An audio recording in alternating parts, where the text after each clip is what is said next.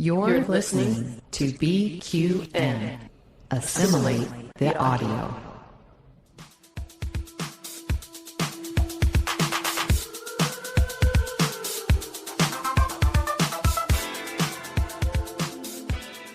Welcome, listeners, to another episode of All Good Things, a Star Trek Universe podcast here on BQN and the Fandom Podcast Network. I'm your host, Kelvin, and with me today is Christos and Ben. Patreon patrons, remember you can now watch All Good Things as an extended video edit of this very episode at patreon.com/BQN. Ben, things are getting serious. You've treated yourself to a podcasting microphone. I have. For anybody listening at home, I hope I'm a little less tinny and sound like I'm not underwater today. I think it's a combination of the enhanced audio and the seemingly enhanced Wi-Fi you've got as well. So, yeah, things are good today. I feel so official. And Christos, has he got it close enough to his mouth for your liking? Actually, yeah. Well, maybe not quite close enough, but, it's good. How's your week been?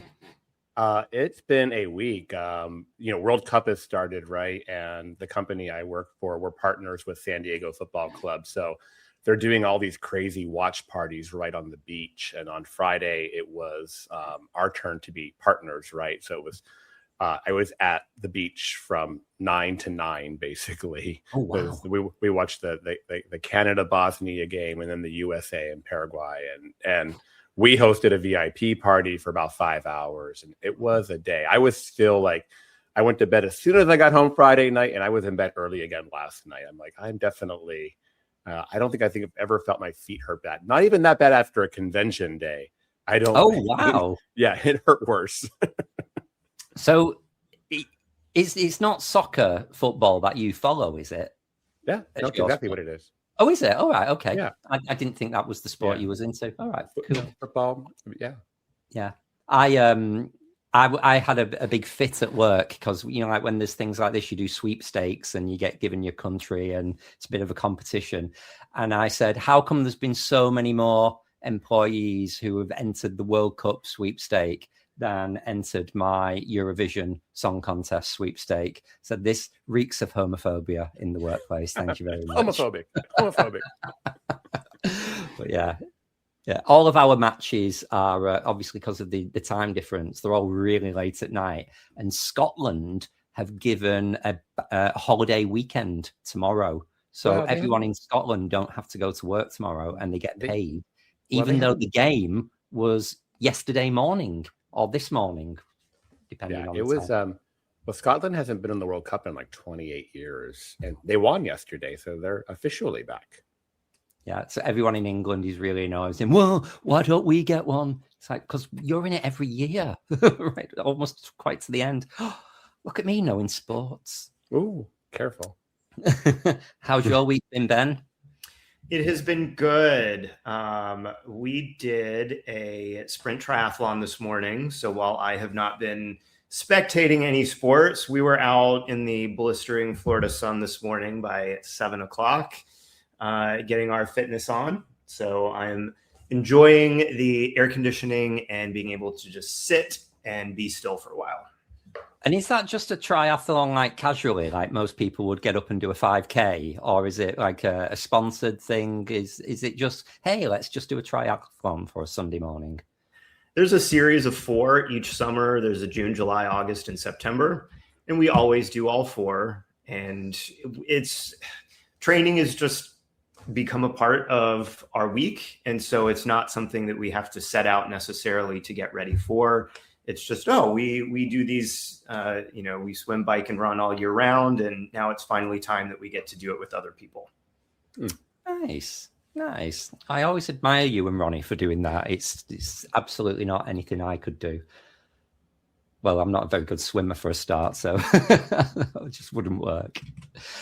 We do have a couple of birthdays, actually, of our wider friendship group. Just to point out, as day of recording today, Sunday the 14th, it's executive producer JJ's birthday. So happy birthday, JJ. Happy birthday, JJ. Happy birthday, JJ. And I would be very remiss if I didn't point out that it's my James's birthday tomorrow. So happy birthday, James. Happy birthday. Happy birthday, James. Double.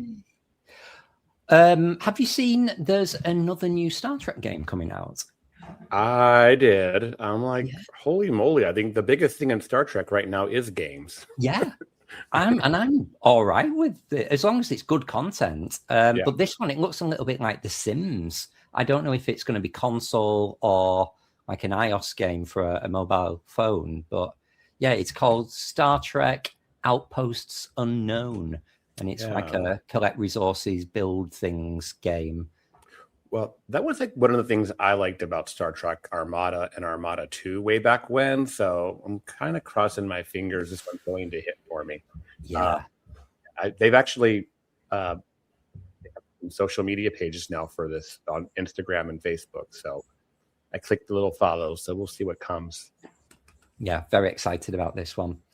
And on behalf of the network, I'd like to give a little shout out to Thad, who's been manning the trestle table at Trek Long Island this weekend, and all of his pictures online with lots of branding and even a little card with all of the BQN shows listed. So he's been flying the flag for the network. So thank you, Thad.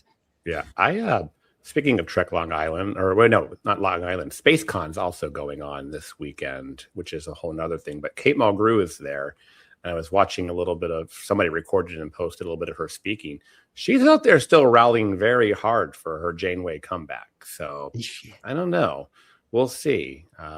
She looks good. She sounds good. She seems strong and healthy. So she's only 72. So I'm hoping maybe this is the year. There's a lot of chatter that there's going to be huge announcements at San Diego Comic-Con about the future of Star Trek in television and movies. So, and there's going to be a big 60th type celebration on that Saturday night here in San Diego. So I'm going to remind me when that is, Christos. Is that next month? Mid-July, yeah. Brilliant. I saw a very disappointing statistic, if you like, that, and Ben, this will hit for your Ronnie as well, that this is, since Doctor Who has now just been cancelled as well, it means there's no Doctor Who and no Star Trek in production.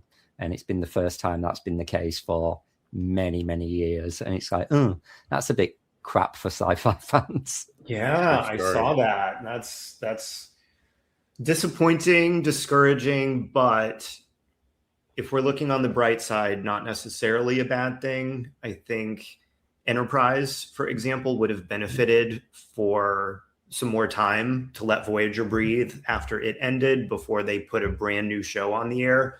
So I don't think it's necessarily bad to have periods just to let the fans get hungry for it again and not feel that they're oversaturated with new shows that, people just go out of their way to find things that they don't like about. Yeah. I mean, I'll be the first one to say I was experiencing a little bit of Star Trek burnout. I think I bounced back from that a little bit, but there was a period there, and like maybe with all the cluster around Starfleet Academy and just all the drama, I really felt over it for about a month or two, or just like, okay, I need a timeout from it. Do you remember when they would end one series and then start the next? Like, so Discovery into Strange New Worlds, and they'd have the season premiere on the same day as the finale of the other. And like, oh, it's so inconvenient. We've got 2 brand new episodes to watch. I do. I remember it was this season, whatever finale of Picard coincided with, I think it was the series premiere of Strange New Worlds. And I took a picture. I had my La Serena model. I had my Enterprise 1701 model on the table, and it was all ready to go. I think 2022, there were 5 Star Trek shows that aired during 2022, which in retrospect, I don't know that we knew how good we had it at the time. But also that may have accelerated the oversaturation to where we're more ready for a break now. Yeah, I think Picard season 2 and the beginning of Discovery season 4 had about 3 weeks of overlap, and we were on a Star Trek cruise when that was happening too. Yes. Yeah. Well, Wow, it was a lot of content for the podcast anyway. With so much to get through. Ben, you brought up Enterprise. That might be a great jumping point to say. Can you remind the listeners what it is we are covering today? We are going to be covering the season 2 episode, Regeneration, following as part 7 of the Fear Factor series. This is where we have an Arctic research team that makes a startling find: cybernetic creatures buried in the ice. Things predictably go wrong when they decide, let's defrost these things and see what they can do. Take off with a ship, and it's up to Archer and crew to keep them from saying, hey, collective, there's a great planet over here. Let's go assimilate it. Fabulous. Thank you. So let's start off with basically the question of, was it appropriate for Enterprise to go there with the Borg, or was it like a ratings grab? What do you think, Christos? Okay, so it's second half of season 2. Enterprise is spiraling out of control. Its ratings are in the dump. You know, they're probably at this point already thinking about the Xindi thing, but you know, yeah, it was a ratings grab. I mean, I was watching this episode again this morning, and I was like, it's so hard for a Star Trek fan to watch it because we know everything. We know everything that they're, you know, they're, it's just another thing of like, oh, they're so naive. They don't know. It's like, it's so hard to watch it and take it in, because for me, it's like the audience knows so much better. And of course, you know, we've criticized Enterprise before for its naivety at times. And this is just another example of, you know, like, it's like, oh yeah, typical horror trope. Don't turn your back on it. I don't know. Sorry. Yeah. Not my favorite episode. I feel that way about the Ferengi episode of Enterprise, which we've covered on All Good Things already.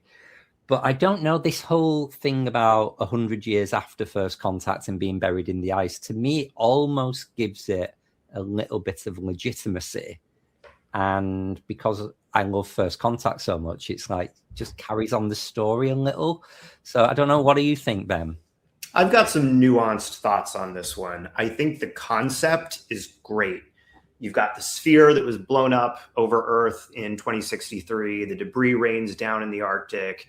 Eventually, somebody's going to stumble upon it. And what do they find? Conceptually, it works really, really well. The real world reasons, I am certain the network said, we need a legacy alien episode for the second half of the season. I think they did the best they could with the concept, although I have big issues with the execution of the concept. But finding them in the ice because the sphere blew up over the North Pole in First Contact, love the premise. Yeah. There's so many little callbacks peppered throughout the episode to First Contact, to the mention that it was a perfect sphere of a ship. It's been here 100 years. And then later when they talk about Zefram Cochrane's address about the Borg, and T'Pol says, well, he was frequently intoxicated. So just, I like that. I think it was a nice touch, but it wasn't too much. Do you think it caused continuity issues with the whole timeline of the Borg and just kind of being there in the first place? Ben, your head nearly fell off your shoulders then. Oh my God. Bad continuity problems. Where to even begin? So I think a lot of that, it's so frustrating because a lot of them could have been avoided, and they still could have told this same story in a way that doesn't wildly just sort of send continuity out the window. Or maybe I'm thinking more like plot hole. But how, for example, does Phlox come up with a cure for assimilation only for it to be forgotten, never mentioned again in the next 200 years after this episode takes place? But I'll save a little bit of that thought for later. I have some thoughts on that too, but I think to answer Kelvin's question, I like how it wraps up at the end with the message being sent and Archer saying, basically, we've just delayed this problem 200 years, and that is what happens. So I think they do a good job kind of stitching it together at the very end. It doesn't mean I like the episode, but I did like that touch. I also like that it adds to continuity in a positive way by explaining, or at least hinting at, how the Hansons, Seven of Nine's parents, know to go looking for a cybernetic race out somewhere towards the Delta Quadrant. It's explicitly stated in Dark Frontier that they were out looking for them. They didn't know they were called the Borg necessarily, but they knew there were these rumors and whispers of an advanced cybernetic race somewhere out that general direction. So might they have heard that through other races' contact with the Borg? Maybe. But this does give a little more credence to, all right, how would humans have sort of had a glimmer that they actually were out there? And I think that answers this nicely. I think that, plus the Elorians, Guinan's people had already encountered the Borg and whatnot. So, and they like to talk. They'd have said it. It's that there's so many different episodes of Star Trek, though, that say about the Borg, oh, they're now aware of humanity, so they're going to be coming. And whether it was in Q Who, whether it was the ships that got assimilated before Wolf 359 and we found about them in Unimatrix Zero, whether it was Annika's parents and Annika herself being assimilated. And now it's this predestination paradox of the First Contact Borg sending a partial signal. So it's like, which is it? Is that healthy discourse, make your own mind up, or is it not paying attention to continuity? I think it's the trouble you run into with a 60-year-old franchise. They're going to have contradictions from time to time, and there's definitely, especially when you start talking about canon and non-canon and B canon, I get confused. So despite your dislike of the episode then, Christos, is this your preferred, this is how the Borg were made aware of humans by this partial signal? Is that the one you're going for? Actually, I kind of got excited when I saw that at the end of the episode, but you guys brought up really good points there. The Hansons, the Q Who, and the way they mentioned that at the end of Q Who, and then of course Guinan's people would have had knowledge of Earth and whatnot. So it's like, pick your flavor. Whatever story fits your liking. What's your flavor, Ben? I think this is a good starting point. It's sort of wibbly wobbly, timey wimey stuff. To harken back to Doctor Who, I guess canonically this. Well, no, because T'Pol says it's going to take the subspace signal 200 years to reach the Delta Quadrant. So, yeah, there's a Janeway line out there somewhere about time travel paradoxes giving her a headache. And girl, I feel you, because where's the starting point? Where does it all loop back on itself? I don't know, but I really enjoy the episode as a Star Trek episode if you take out all of the sort of continuity amnesia almost. Like they knew about this and then everybody forgot. Yeah. I mean, this is a Mike Sussman and Phyllis Strong script as well, who are powerhouse writers for Enterprise. Mike Sussman's the one who really wants to bring the Star Trek United with President Archer as the new series. So this is a good script, in my opinion, from him. I actually prefer the beta canon version of First Contact with the Borg, that it was actually the Columbia crew who got assimilated. And they became the first Borg in the Destiny novel trilogy. So I'm on that camp, even though it's completely not canon. But in my head canon, they were the first humans assimilated. Anyway, I digress. Okay, let's get into the theme of fear factor. We have been talking a lot over the last few episodes about the Borg on All Good Things, and we famously had the conversation of, did Voyager dumb down the Borg? So to me, I feel this was Star Trek's attempt to go back to basics with the Borg and make them scary again.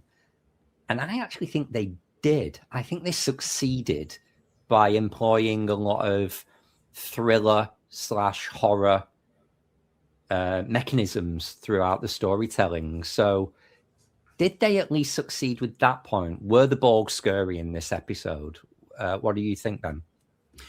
I do think they were more successful with that than they were in Voyager. Where they're still in the Arctic research station, the researcher turns around and is face to face with a drone. You get a jump scare out of that. I think the scene after they board Enterprise, they turn a corner and they start marching towards the camera to dramatic music. It's gives you shivers image.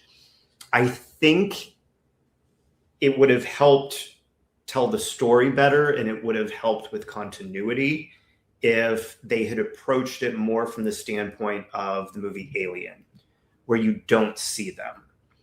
I think if the crew, or if they had not been explicitly shown on screen, or at least not shown interacting with the crew, it would have preserved the continuity of Picard having first contact with the Borg.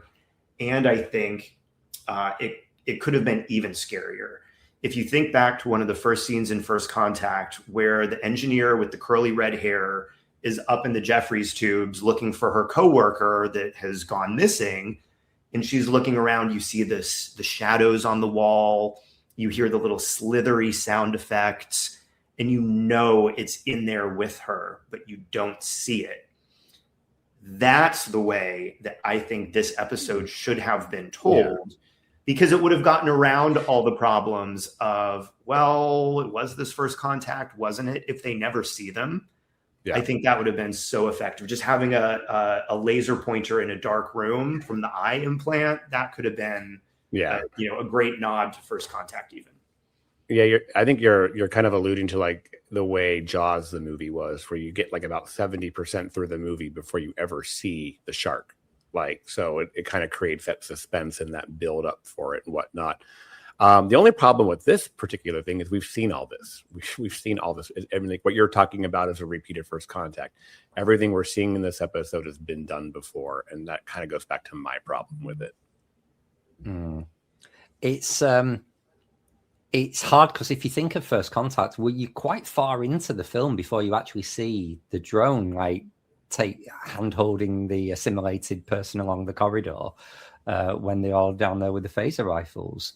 So I'm just curious what they could have employed that they didn't in this episode, because they did throw a lot. They have, the unconscious Borg with the ECG machine kind of bleeping, and then they slowly come back to that. That's traditional, like, Frankenstein horror.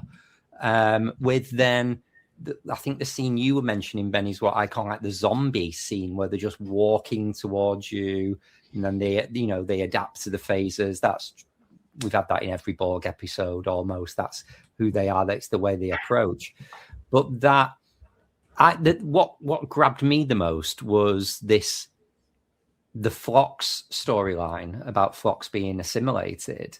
And it not being instantaneous. I have got some issue with it, but I liked it because what was going to happen to him? Were we actually going to see a fully assimilated Phlox? And was he going to turn Jekyll and Hyde from being himself to being a drone and attacks everyone? So not knowing if or when that would happen made me very tense in all of those scenes with Phlox. That very handsome security guy, I thought he was for it. Yeah, I'm surprised he made it out. With Phlox, you always knew he was going to make it out, for one. But two, it would have come up later in Star Trek lore that Denobulans couldn't be assimilated. So that would have been something they would have had to address and that would have come up down the line. So there had to be maybe it's delayed, but he would have I think, the switch would have went on had he not gone in that and gone in there and done the radiation thing. Yeah, like, the whole, like you were talking about the corpses coming back to life on the bio beds and everything. And then, of course, the two scientists, and one trying to be cautious and the other one being reckless. And I'm like I said, this is probably why Star Trek needed a break back in the early 2000s, because it was so predictable. You knew what was going to happen. It's like you always say, it's like when you watch a horror movie, you know who's going to die first, that kind of stuff. So everything that happened there, it just felt way too predictable. Like, now, had a lot of that never existed before and you were watching it for the first time, maybe it was more impactful. If you were a new fan, it probably hit a lot differently. But as somebody who's been around all that, you're like, oh, yeah. It's just like, I kind of just feel like it was, you knew it's going to happen. A stupid scientist, don't turn your back on them. But it does kind of play into the trope of the omniscient viewer, where you know what's going to happen. And I think that can sometimes be satisfying to an extent, where you're seeing the characters on screen going towards the edge of the cliff, so to speak, and it's there, but they don't know it's there.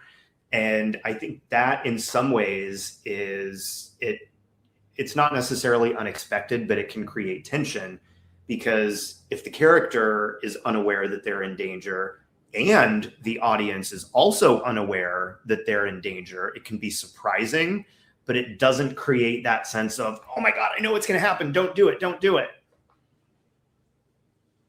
Does this almost weaken respect for the Enterprise crew, because we as viewers are so much more in the loop than they are? So we're almost like we're looking at them like fools. Like, that's the point I was making at the beginning with my opening comments about it. I just kind of feel like, you're watching it and you're like, you stupid idiots,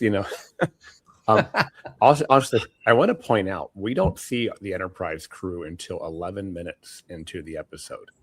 Yeah. I actually made a pause just to, because I was thinking that I was like, we haven't even seen the ship yet. So that was the thing. But yeah, you're watching it and you're just like, come on, guys, you know what's going to happen. I was saving this for my assimilations, but once again, T'Pol's the voice of reason. She's like, Archer's thinking, oh, we're going to rescue these people, we're going to bring them home, and she's like, no, you need to destroy that ship. So I think the Enterprise crew almost responded a little too well when you see how utterly helpless Picard and the crew of the Enterprise D are in 2064, I think it is, when, air quotes, real first contact with the Borg happens. They are at their mercy. Picard is begging Q by the end of the episode, I can't help my crew. Save us, please. Whereas, they're flying around in the Arctic research ship that's not quite all the way assimilated yet.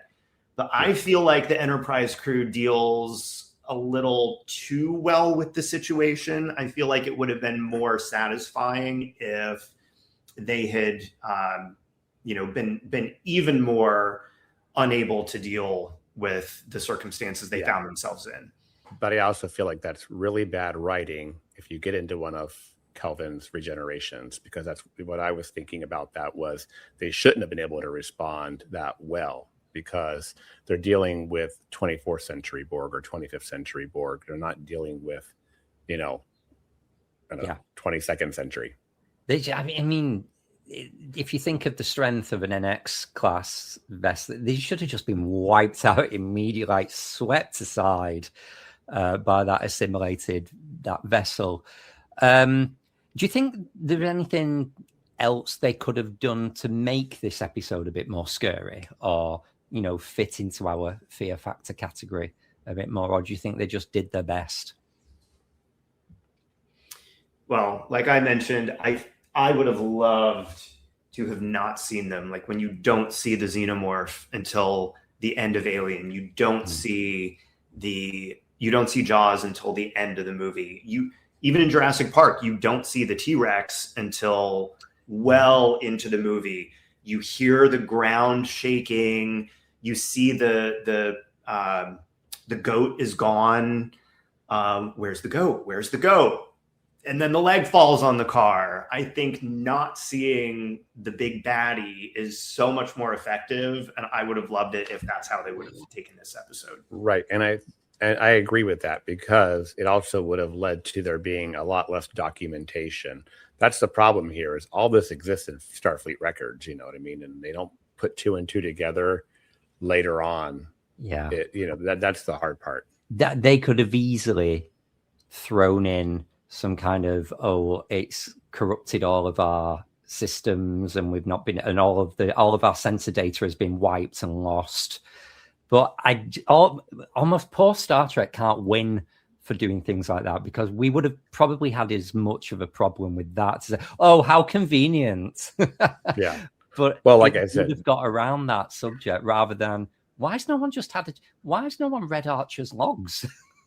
Yeah, exactly. It kind of leads back to they were willing to look the other way in so many reasons to make this episode, right? It was all it was about was getting that Borg on there and trying to get people to tune in, especially people who weren't tuning in. So they were willing to write canonically a weaker episode and make that happen.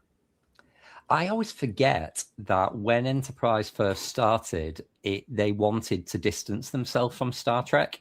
So I wonder if people were watching this episode who were unfamiliar with the Borg, because maybe this was their entry point into Star Trek. I know we're into season 2 by this point, but it's funny.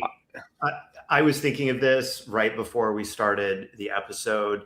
Did they throw this in or did they throw in some of the extra stuff, like seeing them, making it more explicit with the contact to appeal to folks that weren't familiar with the Borg? And I thought, you know what? Nobody was watching this show by the end of season 2 that was not already a fan and had not already seen all the Borg episodes already. So maybe that was the intent, but I don't think that it worked out the way they wanted. Yeah. I mean, honestly, I think I've said this before. I had stopped watching Enterprise by the second half of season 2. It was only when I had read about the Xindi arc that I tuned in for the season finale, and then I picked the show back up. Yeah, I think if I'm being completely honest, I was probably similar, Christos. I think it was around, what year was it? 2002, season 2? Yeah. I'd just moved to university. I was busy going out enjoying myself in the bright lights of Canal Street in Manchester. What did you make of the whole cutting of the dialogue, "We are the Borg"? To me, it's unforgivable, that. Yeah. Well, like I said, you're canonically just really trying to fit a circle into a square just to try to make it fit, but still create that, Archer needed to understand that he needed to destroy them. And I think that's part of why they did that scene that way, was that these guys are about to board you. They want to take you over. You've been trapped. They had to get him going from trying to rescue those people to being okay with destroying them. And I think that's part of what that was. Yeah. When it comes to the Borg, though, don't forget, Christos, you can fit a circle into a square little sphere. There you go. Little geometry for you there. Shall we move on to some assimilations and regenerations? It sounds like we've already done them. Ben, would you like to start off with a assimilation, please? Certainly. I really enjoyed the score for this episode. I thought it really made good use of music. If you think back, The Best of Both Worlds, Scorpion, and this episode had markedly different scores than any of the other episodes in the seasons that they came from. Almost to the point where you're not aware of the music in a Star Trek episode because it's so predictably the same from one episode to the next. So when you do come across one where it is vastly different, it sticks out like a sore thumb. And this one did that for me. I think the score really helped with the foreboding tone of the episode. And the cherry on top was that after Archer finishes his monologue that we've just delayed the inevitable by 200 years, they cut to a flyby of the ship, just like they do at the end of most episodes, but it's silent. and it was just so creepy that you don't get the nice major chord at the end of the episode while the ship flies by, because they won the day and you get to feel good about how the episode turned out. It's just, you could hear a pin drop. You're like, oh shit, they're in for it. So I enjoyed that very much about this episode. What about yourself, Christos? Any assimilations? Yeah, since I already mentioned my other one, I will give the show credit, and this is probably indicative of Enterprise as a whole. You know, the special effects were really good for the time, and you could do a lot more storytelling. I mean, I know looking back on it now on a 75-inch TV, you can kind of tell the Arctic Circle scenes are CGI, but it still was so much more than you would ever seen back on TNG and DS9 and whatnot, as far as some of the, you know, being able to illustrate the storytelling that way. So yeah, I'll give the production credit there for that. Yeah, my assimilation's a bit of a production one as well, because we know the Borg so well at this point. We know the look of them. We know what the Borg LCAR screens look like and their operating systems and everything. And I just loved all of those scenes where the Tarkalians are introducing the Borg software onto Enterprise, and it goes all green.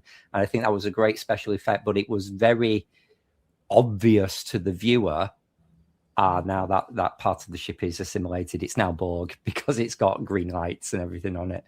So that was mine. It was so understandably established that is Borg, that it told the story very well. Let's head into some regenerations then. Would you like to start off, Ben?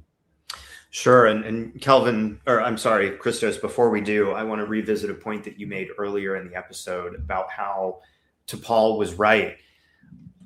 Last week, we were talking about B'Elanna not trusting 7 of 9, and we need the t-shirts B'Elanna was right. I feel like it's always the same in Enterprise. T'Pol is the voice of reason, or Phlox is the voice of reason. And it,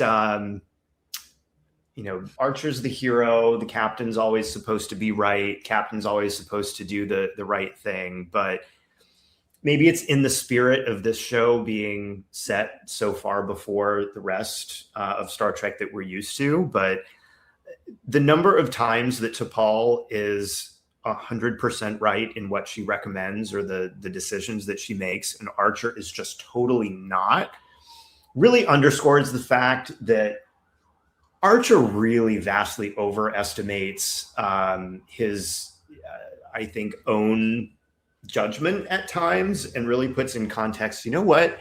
The Vulcans aren't that far off base with what he perceives as, oh, they're holding us back.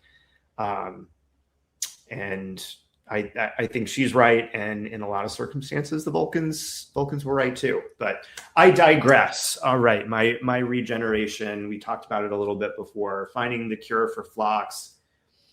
If that's been out there for 200 years, then why not develop a ship-based means of beaming that radiation at a cube? You kill all the nanoprobes on board, and boom, they're neutralized. Just even knowing what nanoprobes were, they right. Never found out nanoprobes until Voyager. Right, and the Nobulans assimilate at a slower rate. Okay, well then go crew a ship of Denobulan. Well, let's not forget back in Best of Both Worlds, Wesley and Beverly come up with this idea of introducing nanites into the Borg. So, I mean, still talking about the same idea. And it's like, oh, wait, well, we don't have weeks for that. There'll be nothing left in the weeks. A couple of weeks, the Federation will be long gone. But it was like, well, you could have explored that more. But just think of the A to B to C with that. So we had the episode Evolution in season 3 of TNG with Wesley's nanites that caused Mary Havoc, which prompted that conversation in Best of Both Worlds. And then someone in the writers' team thought, well, that is quite interesting, actually, having little nanites as the Borg. So they flipped it. Rather than it being Beverly's attack, it was actually became something the Borg were doing anyway to themselves. So I like that kind of linear progression of using the nanites as characters in a life form suddenly just became part of the Borg. I think we've already done my regeneration, but it's one of those things.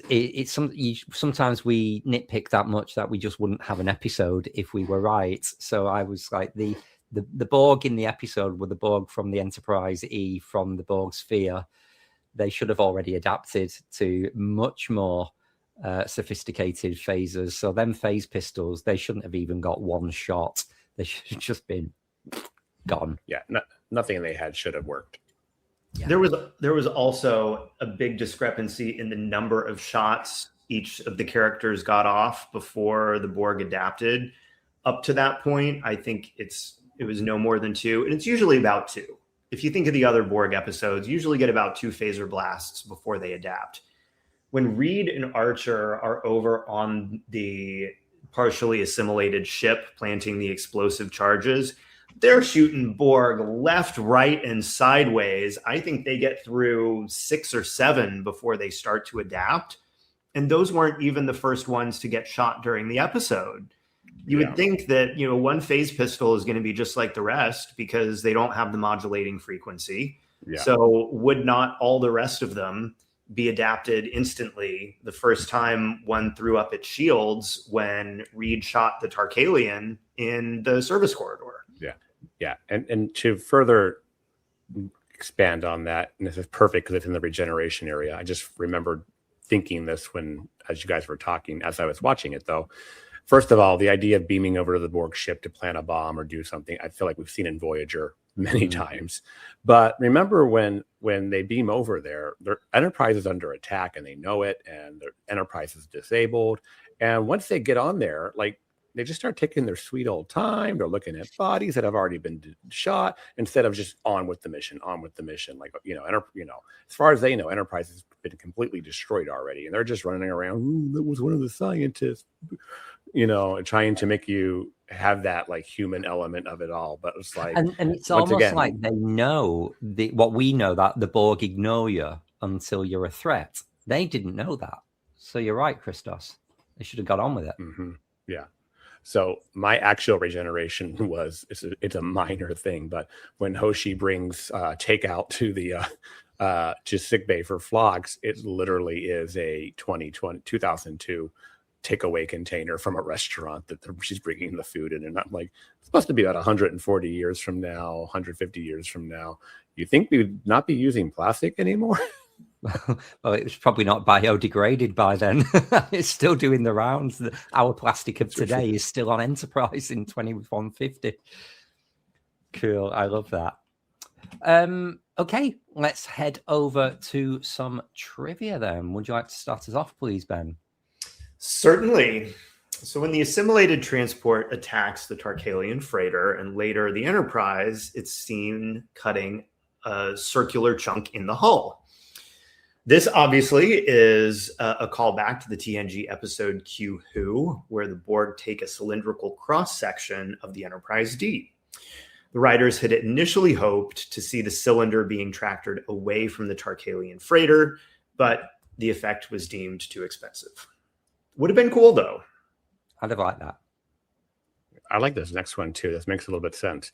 Because of David Livingston's often quick directing style, the film episode was several minutes too short. Several scenes had to be written in, including the scene with Reed and Phlox in the armory talking about weapons of the Borg.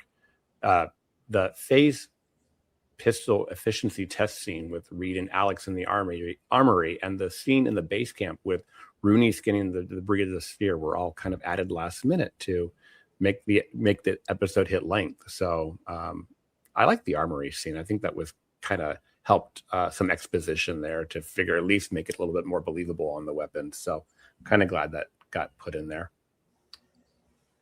Bonita Friederici, or Bonnie, who played the Arctic researcher Rooney in this episode, is the wife of John Billingsley, Dr. Phlox. I love it when they bring spouses on. Yeah, Armin Shimmerman's wife, Kitty, appeared a few times in Deep Space Nine. Sonequa Martin Green's husband appeared at least in voice. And I think in person, he played the character's father in an episode of Discovery, too. So the Binar species, which first appear in Next Generation episode 11001001, are mentioned in this episode by Phlox as being an example of an admirable use of cybernetic technology. Curious to get your thoughts here. Does that break continuity? Because aren't Picard and Riker surprised to learn about the Binars for the first time in that episode? You could probably get away with that by saying Phlox is denobulan. They're not really with the Federation. But, you're right. It's 200 years earlier. You think something else would have been seen. But considering we never saw a denobulan again after Enterprise, it's just like, where did they go? That's true. It was a nice Easter egg nonetheless. Yeah. True. The often mentioned Tarkalians, first named in the Star Trek Deep Space Nine episode Past Prologue, make their first and only on-screen appearance in this episode, which is kind of good because I felt like I don't know these guys, is what I was thinking today. So that just checks the box tea, there. Apparently. Yeah, everyone always drinks Tarkalian tea.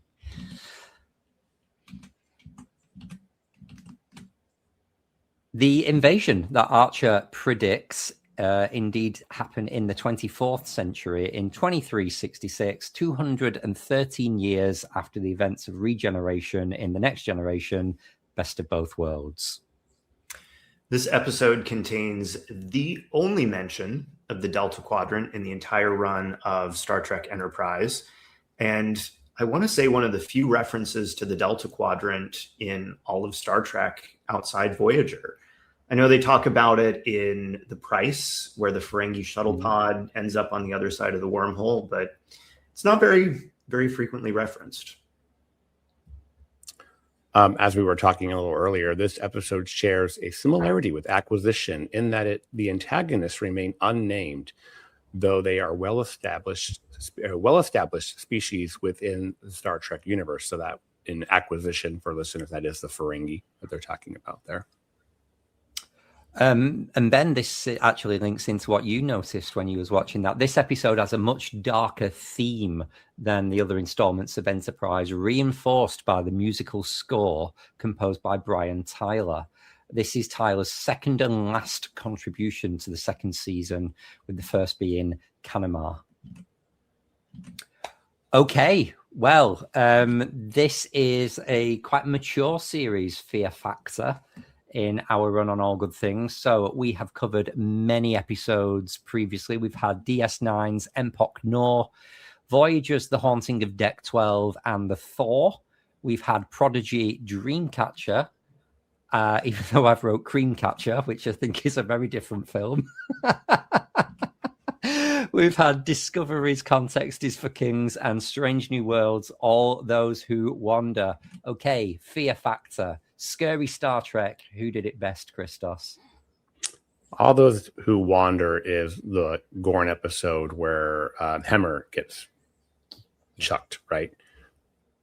I'm down to that and Empok Nor. I'm going to go with All Those Who Wander because that episode does scare me in a good way. It's effective and it's horror. So I'm going to go with Strange New Worlds, All Those Who Wander. Brilliant. Ben? On first watch, when I was a kid, I remember being absolutely petrified of the Thaw. I was frightened of the clown.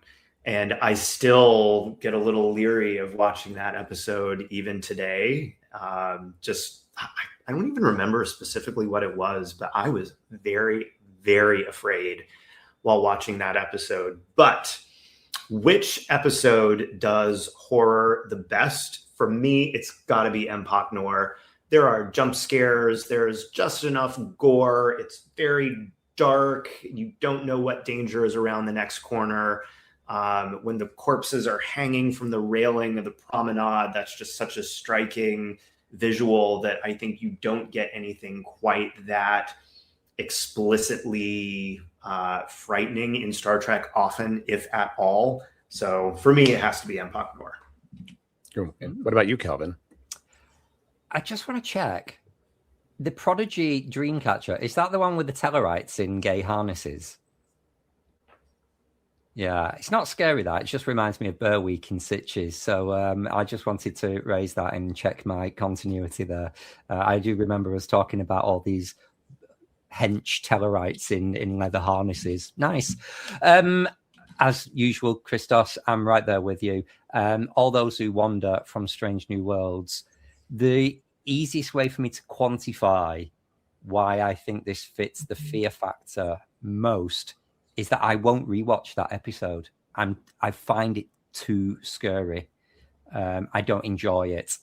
I'm gutted that it is Hemmer's exit episode, because I don't get to go back and pay respect to Hemmer, because I'm afraid of that episode in much the same way that I was really afraid of Genesis as a teenager. I wouldn't watch that. Obviously I do now.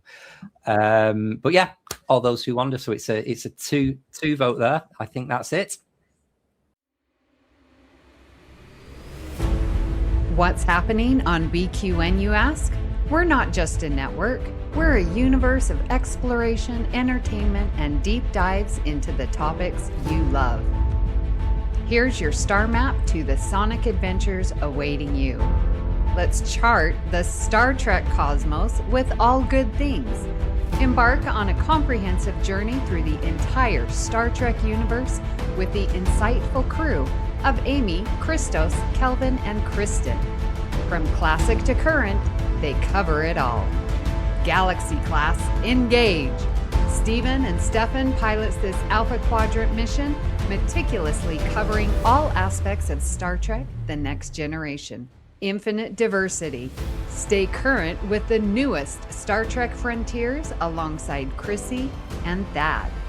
Union Federation. Whether your allegiance lies with Starfleet or the Planetary Union, Kyle, Kevin, Amy, and Haley offer a unified front, discussing both current Star Trek and the truly Trek at heart, the Orville. Crack open that book with Peter and the Trek Book Club podcast. Delve into a rich tapestry of Star Trek's beta canon. What's the tea, Bev? Christos spills the latest Trek news and fandom insights with an essential LGBTQIA+ perspective, complete with engaging guest interviews. Our visual voyages that you can find on YouTube as well as podcasts are Trek Masters. Think you're a Starfleet Academy graduate? Test your knowledge with Davey and MC's challenging Star Trek quiz show. And the View Screen. Tune in live on Sundays for your dose of a Trek-inspired talk show. Kelvin and Amy host new 8-week seasons each spring and fall. But beyond the final frontier, we have Bargain Bin Gamer. Davey and Mitch, your self-proclaimed gamer guides, lead you to digital treasures, unearthing and reviewing the most affordable video game gems. Cinema Z. Grab your metaphorical popcorn for Mark and Matt's cinematic deep dives, unearthing overlooked films that demand your attention. History with the Zalogis. In order to never repeat it, tune in as Chrissy and Jason deliver bite-sized snippets of historical events from around the globe and transformational journeys. Host Lex Rosa explores what it means to embrace authenticity in the face of societal expectations. You can unlock deeper levels of engagement with our exclusive patron perks. The Hive Mind is where you can join our random script readings, live reaction shows, and roundtable discussions. You can also now watch All Good Things as an extended video edit and get a background look into the creation of a podcast. Also, check out our back catalog of It's Green and Amy's Math Moments. Stay connected to our ever-expanding galaxy of content by following BQN Podcasts on Instagram, Bluesky, YouTube, and Discord. We appreciate you choosing BQN to fill your auditory needs. Thank you for listening. Assimilate the audio. So, Ben, how are we spending our next episode of All Good Things?